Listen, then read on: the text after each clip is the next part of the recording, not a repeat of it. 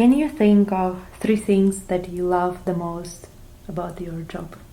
What I like the most and what really gets me going is, finding a new position that really hasn't been discovered yet by the broader market. I got involved in Charter in 2011, and then the Liberty Empire, John Malone and Greg Maffei, they got involved in 2013. So, finding that stock 2 years ahead of some of the greatest investors in the TMT world is very exciting.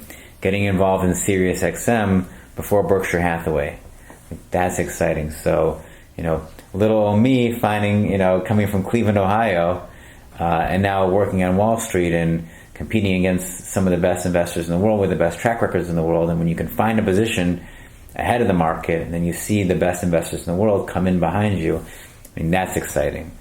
I enjoy meeting the management teams. It's really interesting sitting across the table from a great CEO, hearing how they operate their business and hearing their plan, and then over time seeing that come to fruition. That's exciting. And then we see, what would be a third thing I like about my job? Maybe about the second thing, can you maybe, to get this feeling of excitement, can you maybe, you don't have to say names, but maybe some example of hearing that about that, that person was talking about doing this in the future, and then that happened, and I had this awesome feeling that I was a part of hearing about those plans or something. Well, yeah, I would use Tom Rutledge again from Charter, where he laid out this plan to improve the quality of their network, to go what they call all digital, to eliminate his analog signals, go all digital, and increase his broadband speeds. And to spend a lot of money to do that. So in the near term, there was not a lot of free cash flow, but you had to believe in the exit opportunity. And ultimately, when he fixed Charter, to then go and buy Time Warner Cable and Bright House, then be part of that part of the opportunity. For what I modeled is up to 50% accretion in free cash flow per share, and just see the company completely revalue. And then to ask him, why, when he joined Charter originally, did he take options up to 150? So when he joined, the stock was 55.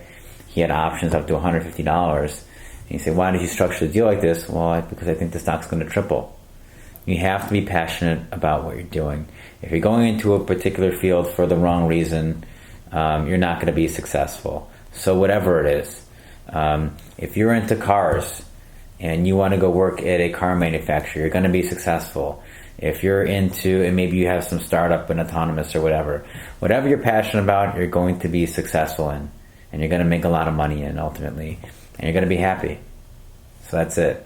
So if your only goal is to make money, and it's well publicized that people on Wall Street have the ability to make a nice living, if that's your only goal, then you're not going to be happy. Because it is a hard job. There's a lot of sacrifice involved. So you just have to be passionate about whatever you're doing. Yeah.